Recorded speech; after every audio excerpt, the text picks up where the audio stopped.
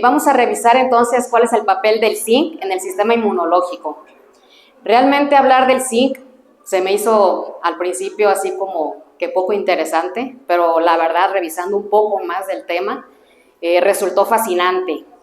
Y bueno, vamos a revisar entonces qué es el zinc y cómo está distribuido en el organismo, así como las funciones del zinc en el sistema inmunológico, sus implicaciones en las alteraciones de la homeostasis del zinc, cómo se cuantifica el zinc, qué alimentos lo contienen, cuáles son los grupos vulnerables, que creo que esto debe ser un punto a considerar, y pues cuál es el tratamiento sugerido y cuál fue mi conclusión del tema.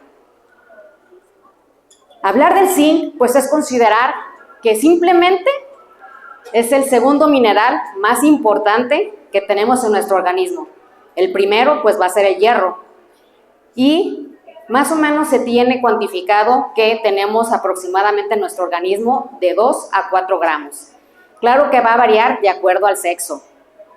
El zinc va a estar presente más o menos en 300 enzimas y aproximadamente va a estar involucrado en 2000 factores de transcripción. Por lo tanto, se considera que el zinc es un maestro regulador de la expresión genética, ya que se va a encargar de modular la síntesis del DNA, del RNA y la síntesis de proteínas. Y también es considerado por excelencia un ion de señalización con propiedades antioxidantes y antiinflamatorias. Ahora bien, con esto quiero que se imaginen cómo va a ser difícil cuantificarlo. Y es que el zinc se localiza hasta en un 99.9% dentro de las células. Y bueno, prácticamente menos del 1% se va a localizar en el suero. Del zinc que se encuentra en el suero, el 80% va a estar unido a la albúmina y 20% a la alfa-2 microglobulina. Y algo, pues hasta cierto punto sencillo para el organismo, es que para su absorción no necesita de procesos de oxidación o de reducción. Y bueno, aquí podemos observar en este esquema, más o menos, la cantidad de zinc que podemos encontrar en nuestro organismo. Y podemos decir que en el cerebro, más o menos, es 1.5%, en el músculo esquelético, 57%, en el hígado, 5%, a nivel plasmático, como les dije, menos del 1%, y así podemos ver en los diferentes órganos y sistemas su distribución de este. Hasta cierto punto podríamos decir también, pues la importancia del zinc a nivel hepático, a nivel del corazón, y uno de los órganos que contiene más cantidad de zinc es la próstata. Y también pues tenemos aquí en el cerebro. Y bueno, la distribución que tiene también en la célula es muy diferente. A nivel de la célula podemos decir que la gran cantidad se localiza en el citosol, en los lisosomas y algunas otras vesículas. A nivel del núcleo, más o menos se encuentra entre un 30 y un 40%, y en la membrana, un 10%. En la célula, el zinc va a estar regulado por dos familias transportadoras principalmente, y se hablan de 3 mecanismos involucrados en el transporte de este. Dentro de estas dos familias transportadoras, bueno, están, para empezar, la familia ZNTS, que está conformada por 10 miembros y por 30 acarreadores solubles que van a facilitar la exportación del zinc del citosol al medio extracelular, a las vesículas, a las lisosomas y al lumen de diferentes organelos. También tenemos la otra familia, mejor conocida como CIPS o ZRT, que va a estar conformada por 14 miembros y 39 carreadores solubles, y estos van a incrementar el zinc a nivel del citosol. También se encuentran otras proteínas que son las metalotioninas, también abreviadas como MTS, y estas van a ser ricas en cisteínas y regulan también el calcio, suprimen antioxidantes y también medían la sensibilidad a la insulina. Y hoy en día se habla de otras proteínas que son las cincosomas, que son vesículas citoplasmáticas, pero estos lo contienen por corto tiempo.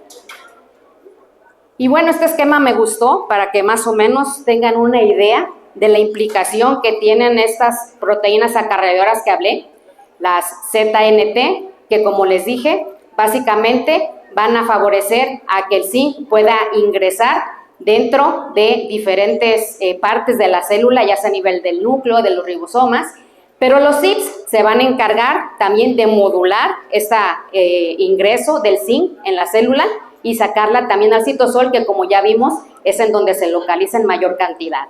Y bueno, también ya vimos que a nivel sérico se va a ligar sobre todo a lo que es la albúmina y a la alfa-2 macroglobulina.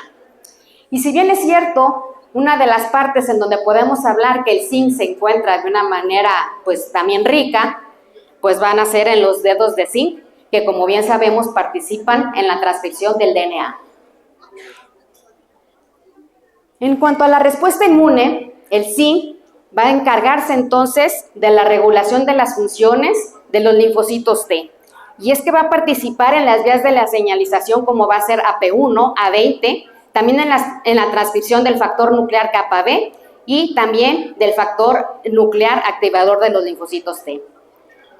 Por lo tanto, también se ha observado que juega un rol importante entre la relación de los linfocitos TH1, TH2 y también participa en la regulación o en la formación de los linfocitos T reguladores.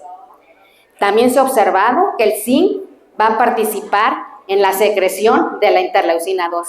Y como bien sabemos, pues es una de las interleucinas más importantes que van a favorecer a la actividad de los linfocitos T. Y también se sabe que el zinc tiene un rol esencial en la activación del receptor de los linfocitos B.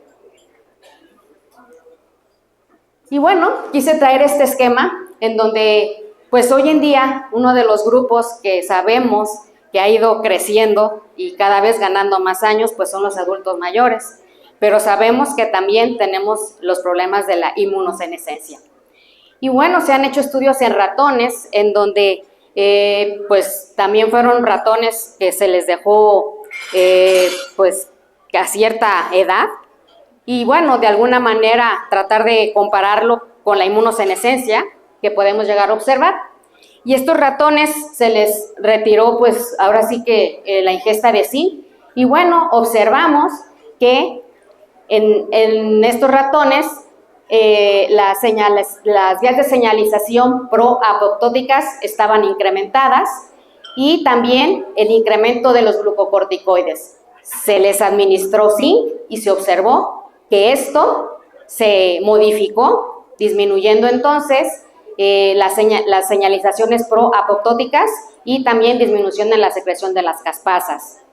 También sabemos que existe cierta involución del timo y a estos se les administró lo que fue zinc y se observó que también esto se modificó. Obviamente no creció el timo nuevamente, ¿verdad? Pero ahora sí que las respuestas de la involución se frenó, ¿sí? También observamos que existe cierta tendencia también en cuanto a cambios en las subpoblaciones de los linfocitos TH1 y TH2 y al administrar el zinc, esto se logró también regular. También observamos que hay disminución en la síntesis de interleucina 2 o cierta tendencia a esto y al administrar zinc, esto también se modificó, favoreciendo la proliferación de las células T, aumentando la producción de la interleucina 2, así como su señalización. También sabemos que puede existir cierta predisposición al desarrollo de enfermedades autoinmunes y por eso se les administró zinc a los ratones y se observó que también hubo una modificación en esto, favoreciendo la producción del factor transformante beta como la de la interleucina 10, es decir, favoreciendo ahora sí que los T reguladores participaran más y disminución de los linfocitos TH17. A su vez también sabemos de alguna manera que puede existir cierta disminución en la presentación de antígenos en las células dendríticas. Se les administró zinc a los ratones y se observa también que se modifica esta respuesta. Eso fue su participación de alguna manera en la inmunidad adaptativa y en la inmunidad innata, pues también tiene su participación el zinc. Y sabemos pues que también va a favorecer a que los neutrófilos puedan migrar con cierta facilidad a la zona de la inflamación, Al no tener zinc, se observa que esto se disminuye y al aplicar zinc, esto se ve que favorece la diapéresis y la quimiotaxis también. También existe una participación muy importante del zinc en la fagocitosis, y es que se observa que el zinc, de alguna manera, va a regular la producción de las especies reactivas de oxígeno y también va a hacer que de alguna manera la NADPH tenga una participación más eficiente, ¿sí? También el zinc participa en la degranulación adecuada de los neutrófilos, así como en la formación de las famosas NETs, ¿sí? Y tenemos también que puede haber cierta disminución en ausencia de zinc de la expresión de los receptores tipo TOL, sobre todo lo que es el receptor TOL tipo 4, y al administrar zinc esto se puede llegar a modificar, ¿sí? Así como también favorece a que disminuya la eosinofilia en los tejidos, la aplicación del zinc y la remodelación tisular. Este artículo se me hizo interesante porque de alguna manera habla de la participación del zinc, sobre todo en los fagocitos. Si bien es cierto, la fagocitosis debe de ser una respuesta fuerte y efectiva, y bueno, con la formación de las especies reactivas de oxígeno, ¿verdad? Pero las especies reactivas de oxígeno también deben de tener un freno. El zinc va a participar en que, como dije, que se activa la NADPH, pero de manera inicial, pues se va a incrementar la secreción de zinc en la célula, pero debe de ser regulada de manera tal que no sea tan excesiva, porque también los patógenos, el zinc les favorece a ellos, ¿no? En un momento también hay cierto secuestro de zinc para el patógeno, ¿sí? Y después, una vez que se forman las especies reactivas de oxígeno, el zinc debe de participar para disminuir y también contrarrestar los efectos dañinos de las especies reactivas de oxígeno. Y aquí tenemos un esquema en donde, pues como comenté, el exceso de zinc no me va a favorecer a una fagocitosis efectiva como tal. Y la ausencia de zinc, pues también va a hacer que la NADPH no tenga un efecto adecuado y por lo tanto puede favorecer a que la bacteria pues se libre de la fagocitosis. En cuanto a su cuantificación, si bien es cierto, lo más aceptado y lo más fácil de hacer, pues es medir el zinc a nivel sérico. Pero ¿qué tan confiable va a ser? Si estoy diciendo que la gran mayoría del zinc se va a localizar en las células. Por eso, pues realmente los estudios más adecuados para cuantificarlo es a través de una espectrometría de absorción atómica, mejor conocido como FAS, ensayos de colorimetría o una espectrometría de masa acoplada de emisiones atómicas. Suena así medio rembombante y la verdad está algo fuera de nuestro alcance, pero la mejor manera de cuantificar cuánto zinc tenemos serían esos estudios en realidad. Por otro lado, me pidieron que revisáramos sobre el zinc con asociación con cáncer. Y bueno, de esas proteínas acarreadoras que comenté, se ha observado que en diferentes tipos de cánceres, como va a ser de próstata, mama, cáncer pulmonar, páncreas y hepatoporcinomas, estos se encuentran sobreexpresados.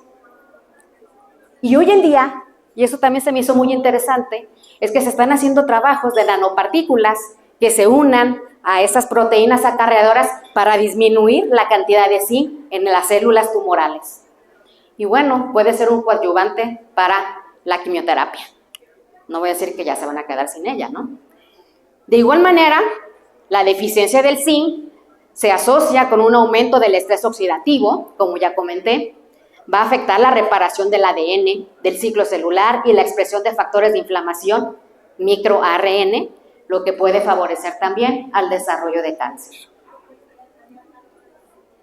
También se ha observado en pacientes con cirrosis hepática, al tener disminución en albúmina, pues va a disminuir también la cantidad de zinc en el organismo.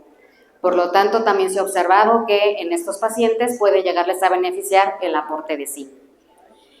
También se han hecho estudios en pacientes, pues niños con diarrea, en donde el aporte de zinc puede ayudar a que respondan mejor al tratamiento y se recuperen rápidamente. Por ahí también hay un estudio en donde se suprimió a ratones embarazadas y se observó también que los productos de estos ratones presentaban alteraciones renales y cardiovasculares con predisposición a la hipertensión. Con esto podemos decir que pueden ser órganos pues, sensibles a esta deficiencia. También se ha sugerido, se ha observado que la suplementación de zinc en pacientes con diabetes, en pacientes con hipogonadismo, se ha observado que se incrementan los niveles de testosterona. También puede favorecer en el tratamiento de la depresión y bueno, ya vimos que también en cáncer. ¿Cuáles alimentos son ricos en zinc? Pues encabeza la lista lo que son los ostiones, que realmente a pocos nos gustan, y podemos observar que la cantidad de zinc que contienen es de 59.2 miligramos por 100 gramos. El germen de trigo, 17.2 miligramos por 100 gramos. La carne de res, 8.5 miligramos por 100 gramos. El ajonjolí, 7.7 miligramos. Y así podemos irnos hasta ver pues, que el pollo cocido pues, contiene la menor cantidad. Me acordé de algunas personas que conozco que pues, no comen carne. Y como pueden observar, la carne de res son de los alimentos que contienen más. Y bueno, me pueden decir, bueno, pero el germen de trigo contiene 17.2. La realidad de las cosas es que los alimentos vegetales también contienen otros elementos llamados fitatos, que estos van a competir con el zinc y la absorción que se tiene de los alimentos vegetales es mínima. Entonces, no se está complementando como tal con eso en la cantidad de zinc que necesitamos. ¿Cuáles son los grupos vulnerables a presentar deficiencia de zinc? Los niños, sobre todo los lactantes, ya vimos, los adultos mayores. Y es que el adulto mayor, de alguna manera, por el efecto de la inmunosenescencia, como les comenté, y por otro lado, pues la ingesta de diferentes medicamentos, los IECAS, inhiben la absorción del zinc. Y también los adultos mayores, pues muchas veces con los problemas dentales, suelen no comer carne. Entonces su absorción va a ser menor. Bueno, su ingesta ¿verdad? Va a ser menor. Por otro lado, bueno, ya vimos los vegetarianos. Las embarazadas también, y puede ser por dilución como tal. También las madres lactantes, ya vimos en la plática de la mañana, que también contiene zinc, la leche materna. Las personas con cirugías bariátricas también puede estar disminuida la absorción del zinc. Bueno, en ese caso, pues lo ideal pues, es tener una dieta balanceada, como ya lo hemos observado, y también de alguna manera se ha observado que la dieta mediterránea favorece a una mejor absorción del zinc a comparación de la dieta occidental, que realmente también se ha observado que la ingesta es mucho menor. Tenemos entonces algunos otros suplementos de zinc, como va a ser el sulfato de zinc, citrato o gluconato de zinc. En cuanto a la cantidad, pues es algo variable, puede ser de 20 hasta 40 miligramos, no se sugiere más. Los estudios que se han hecho sugieren una ingesta al menos de 2 meses de y es que también excedernos con el zinc tampoco es muy bueno, porque el zinc puede afectar la absorción del hierro, del calcio, del selenio y del magnesio. Entonces, se puede llegar a presentar ante un exceso de la ingesta anemia anemia por deficiencia de hierro, ¿sí? Y también se ha observado que los pacientes que tienen una ingesta excesiva de pueden presentar náuseas, vómitos y epigastralgia. Como conclusión, podemos decir entonces que el zinc es un mineral involucrado en diferentes funciones celulares muy importantes y que las alteraciones en la homeostasis del zinc pueden llegar a favorecer diferentes patologías, ya vimos, cáncer, enfermedades autoinmunes y diabetes, entre otras. También muy importante, pues considerar a los grupos de riesgo y que puede ser una estrategia terapéutica en las diferentes enfermedades que comenté. Y bueno, eso es todo. Quiero irme rápido, conciso y preciso.